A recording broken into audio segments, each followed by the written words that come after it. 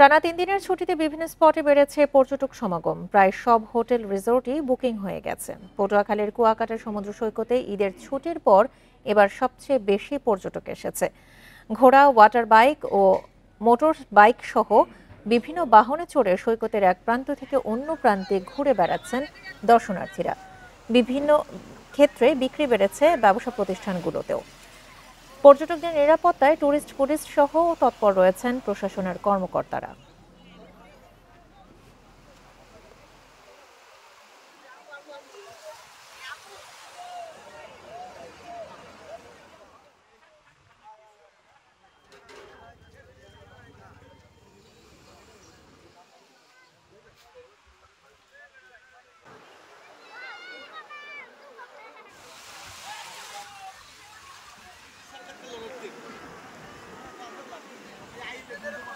Bundle থাকলে প্রতি সেনমানিতে টাকা বাঁচবে। বিকাশ সেনমানি বান্ডেল কিনে জিতুন প্রতি লেনদেনে। এ বিষয়ে জানাতে কুয়াকাটা থেকে যোগ দিচ্ছেন আমাদের সহকর্মী ফরিদ উদ্দিন আক্তার। ফরিদ, কুয়াকাটা সমুদ্র সৈকতের সার্বিক পরিস্থিতি আপনি কেমন দেখছেন?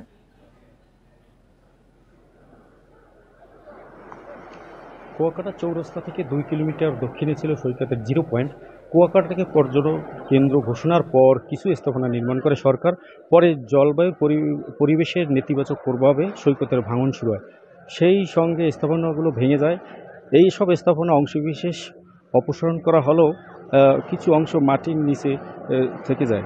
এই কুয়াকাটা জিরো পয়েন্টে সৈকতের ভাটার সময় হয়েছে। এখন কংক্রিট ঢালাইগুলো আস্তে আস্তে জেগে উঠবে। আর এই জেগে ওঠার কংক্রিটেই কিন্তু অনেক পর্যটকরাই আহত হচ্ছেন। সৈকতের ভাঙন রক্ষায় বালু ও জিও ব্যাগ উপরে শ্যাওলা পরে জমে পিছলা হয়েছে। অনেক স্থানে এগুলো জিও ব্যাগ সরে গিয়ে ছোট ছোট গর্তের সৃষ্টি হয়েছে। প্রতিনিয়ত সৈকতের সাঁতার কাটতে নেমে জিও ব্যাগের শ্যাওলার আছাড় খেয়ে আহত হচ্ছেন পর্যটকরা।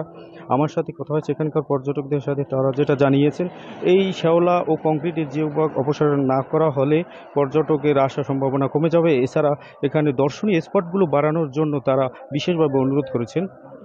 আমার সাথে কথা হয়েছে এখানে মোটেল ব্যবসায়ীদের সাথে, তারা যেটা জানিয়েছেন এই কংক্রিট ভাঙা অংশ অপসারণ ও শ্যাওলা জমানো যে ব্যাগগুলো পরিষ্কার না করা হলে এখানে দিন দিন পর্যটক কমে যাবে। পর্যটক ব্যবসায় ব্যাপক ক্ষতি হওয়ার সম্ভাবনা রয়েছে। আমার সাথে কথা হয়েছে উপজেলা নির্বাহী পরিষদের কর্মকর্তার সাথে, তিনি যেটা জানিয়েছেন এই জিও বা কংক্রিটগুলো সরানো এখনই শুরু হয়েছে কাজ। এছাড়া পানি উন্নয়ন বোর্ডকে এই শ্যাওলা জমে থাকা ব্যাগগুলো অপসারণের অনুরোধ জানিয়েছেন। এই ছিল কুয়াকাটা সৈকত থেকে আমার কাছে সর্বশেষ।